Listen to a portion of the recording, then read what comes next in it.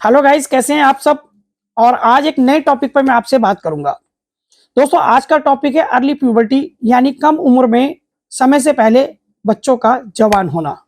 जैसा मैंने आपको बताया, समय से पहले बच्चों का जवान होना ये एक ऐसी अवस्था है जो हम अपने आसपास देख रहे हैं, अपने परिवार में देख रहे हैं, अपने समाज में देख रहे हैं।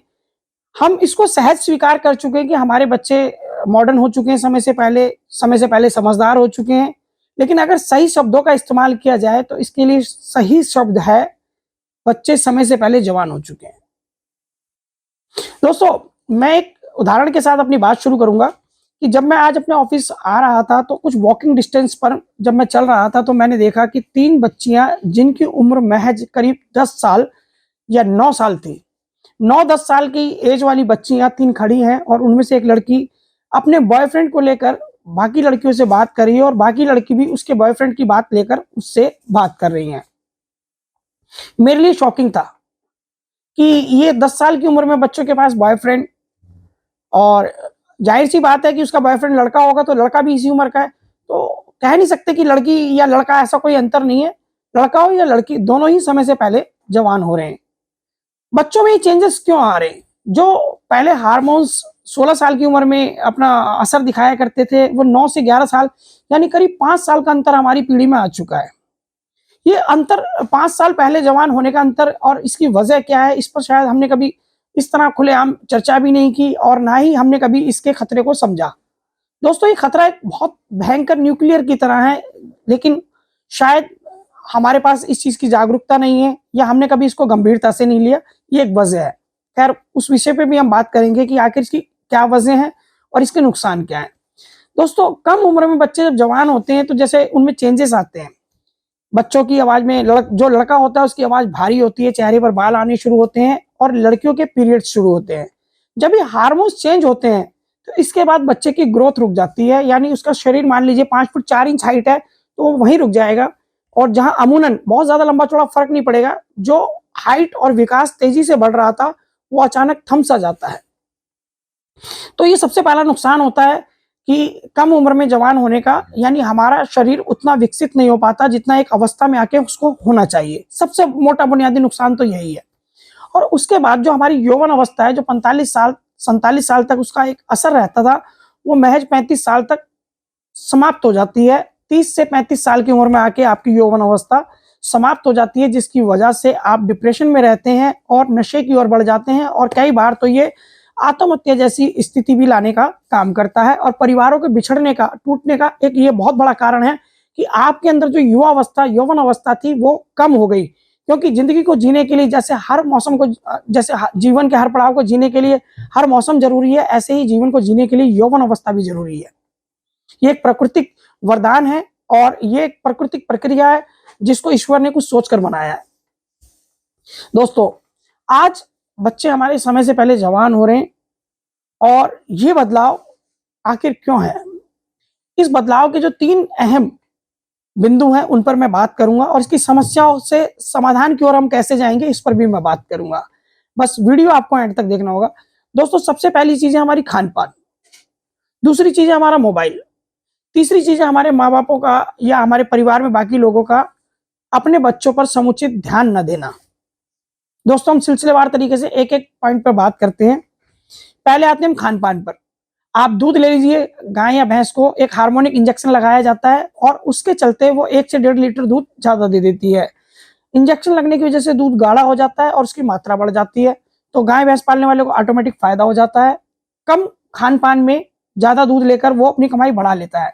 यही हाल किसानों का है, वो भी ऑक्सीटोसिन, जिसको आम भाषा में ऑक्सीटोसिन बोला जाता है, उसका इस्तेमाल करते हैं।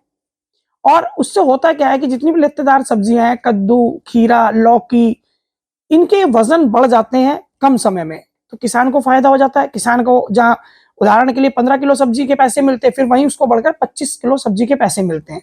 अब बात करते हैं तीसरी, मीट मांस की। अगर हम बात करें पोल्ट्री फार्म में, तो स्टेरॉइड जैसी दवाइयाँ उनको दी जाती हैं, जिनमें मैं आपको कुछ दवाइयों के नाम लेकर बताना चाहूँगा, जिससे आपको पता लगे कि आखिर कितनी हानिकारक दवाइयाँ इनको कीटाणु मारने के नाम पर दी जाती हैं।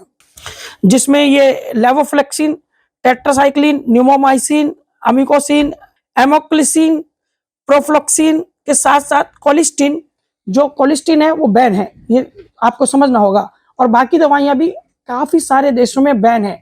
ये दवाई मुर्गे को दे दी जाती है। वो होता क्या है कि चिकन 8 दिन में ही इतनी ग्रोथ कर जाता है जितनी उसको 1 महीने में करनी चाहिए। यानी दूध, हरी सब्जी, मीट, मांस, मच्छी, कोई भी ऐसा अछूता नहीं है जिसमें हार्मोनिक दवाइयों का इस्तेमाल नहीं किया जा रहा हो।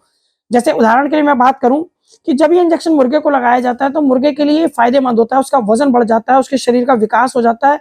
और वही जब मुर्गा हम खाते हैं जिसने वो प्रतिबंधित दवाई ले रखी है, उसके बाद में जब वो हमारे शरीर में आता है तो हमारा शरीर का तंत्र और मुर्गे के शरीर का तंत्र अलग है।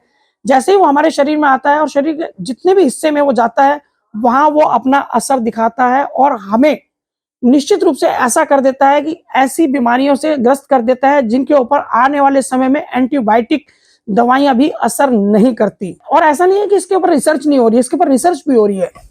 अगर हम बात करें किंग चार्ज चिकित्सा विश्वविद्यालय के मेडिसिन विभाग के डॉक्टर अजय वरदान की, तो वो बताते हैं कि अक्सर लोग बीमार होने पर एंटीबायोटिक दवा खाते हैं, और लेकिन जब ये दवाई एंटीबायोटिक है जो असर नहीं करती, इसके खाने के बाद कोई अंतर नहीं पड़ता या कोई असर नहीं इसका दिखाई देता, तो उस असर को एंटीबायोटिक रेसिस्टेंट्स बोलते हैं। और इससे एक बात साफ हो जाती है कि आखिर एक दिन एंटीबायोटिक दवाइयां भी हमारे शरीर पे असर नहीं करती। यानी जब हमें कोई गंभीर बीमारी घेर लेगी तो उसके बाद हमारा ठीक होना बहुत मुश्किल है। तो ये तमाम ऐसी कुछ क्रियाएं हैं जिसकी वजह से हमारे बच्चे समय से पहले जवान होने लगे हैं, और इसका असर हम देख भी सकते हैं। तो ये हुई हमारे खान पान की बात, जहां हमने दूध से लेकर मीट तक चर्चा की। अब हम बात करते हैं मोबाइल की। दोस्तों, मोबाइल के लिए सही आइडियल उम्र 13 साल है और रील के लिए आइडियल उम्र 17 साल मानी गई है। ये एक परिभाषित शब्द है कि जब हमें किसी चीज से पीछा छुड़ाना होता है तो हम उसका हल ढूंढ लेते हैं। माता पिताओं ने एक हल ढूंढा हुआ है अपने बच्चों से पीछा छुड़ाने के लिए कि अपने बच्चे को मोबाइल दिया और कोने में बिठा दिया, उसके बाद खुद दूसरे काम में व्यस्त हो गए।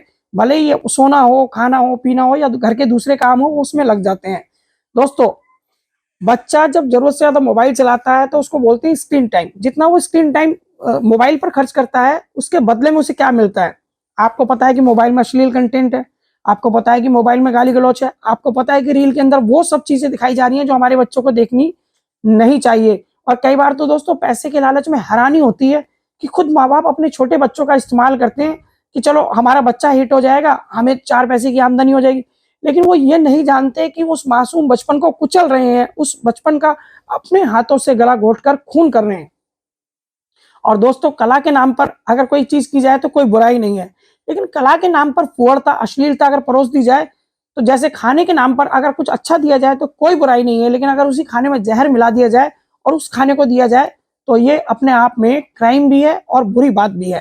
तो दोस्तों, यही चीज आपको समझनी होगी कि आपका बच्चा मोबाइल स्क्रीन पर कम से कम समय स्पेंड करे, जिसके लिए आपको उनके साथ अच्छा हेल्थी टाइम बिताना होगा, क्वालिटी टाइम बिताना होगा, आपको उनसे बात करनी होगी, उनको समझना होगा और खुद भी उनके सामने मोबाइल कम चलाकर एक उदाहरण पेश करना होगा कि मोबाइल को सिर्फ एक गैजेट है, उसको तभी इस्तेमाल किया जाए जब इसकी जरूरत हो, ना कि पैसा कमाने की अंधी दौड़ में आप अपने बच्चों को रील बनाने के लिए झोंक दें।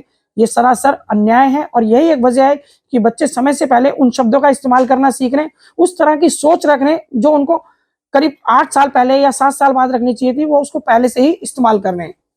और तीसरी वजह दोस्तों ये है कि आज हम अपने बच्चों पर ध्यान दे ही नहीं पा रहे। हमने क्या किया, स्कूल भेजा, स्कूल से आने के बाद ट्यूशन गया, ट्यूशन से आने के बाद में और बाकी जो उसकी कोचिंग है उसमें लगा दिया। बच्चा हमें नहीं मिल पा रहा, हम बच्चे को नहीं मिल पा रहे, एक ही परिवार के नीचे रहते हुए, और हमें ये कहते हुए बड़ा गर्व होता है सारा दिन बच्चा बिजी रहता है, बहुत मेहनत करता है, बहुत पढ़ाई करता है। दोस्तों, आपको याद होगा अभी हाल ही में कानून पास किया गया जिसमें 16 साल से कम उम्र के बच्चों को आईआईटी मेडिकल जैसी कोचिंग पर प्रतिबंध लगा दिया है। तो ये माँ बाप न जाने कौन सी भौतिकवाद की अंधी दौड़ में अपने बच्चों को इतनी जिम्मेदारियां लाद रहे हैं कि उनको एहसास करा रहे हैं कि समय से पहले ही वो बच्चे मतलब खुद को बड़ा समझने लग रहे हैं, जिम्मेदारियां ज्यादा महसूस करने लग रहे हैं। मेरा एक निवेदन है आप सभी से, दोस्तों, खाने में आप ध्यान रखिए कि जो सब्जी आप घर पर उगा सकते हैं उनको घर पे उगाइए, और कोशिश कीजिए कि जितना कम से कम आप ये हार्मोनिक दवाइयों के इस्तेमाल वाली चीजों से बचेंगे उतना आप फायदे में रहेंगे। दूसरी बात कि जो ऑर्गेनिक सब्जियां हैं इनका आप इस्तेमाल कर सकते हैं।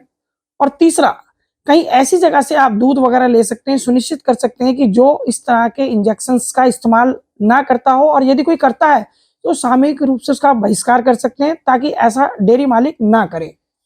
दूसरी बात, मोबाइल के लिए आपको सजग रहना पड़ेगा, खुद आइडियल बनना पड़ेगा। तीसरी बात कि भौतिकवाद की दौड़ में आप बच्चों के साथ चलिए, बच्चों को दौड़ने पे मजबूर मत कीजिए। जिसमें दौड़ने की क्षमता होगी वो चलने के बाद दौड़ने भी लगेगा, लेकिन पहले चलिए, सीधा दौड़िए मत। कहीं ऐसा ना हो कि समय से पहले बच्चा डिप्रेशन में आ जाए और जिसको डिप्रेशन से बाहर निकालने के लिए आपको एक लंबे समय तक इंतजार करना पड़े। और जो बच्चे आपके समय से पहले जवान हो रहे हैं, इन संकेतों को आप समझें और सजग रहें, और इसके दुष्परिणाम पर भी एक बार अपने मन में विचार जरूर करें और दूसरों को भी जागरूक जरूर करें। नमस्कार।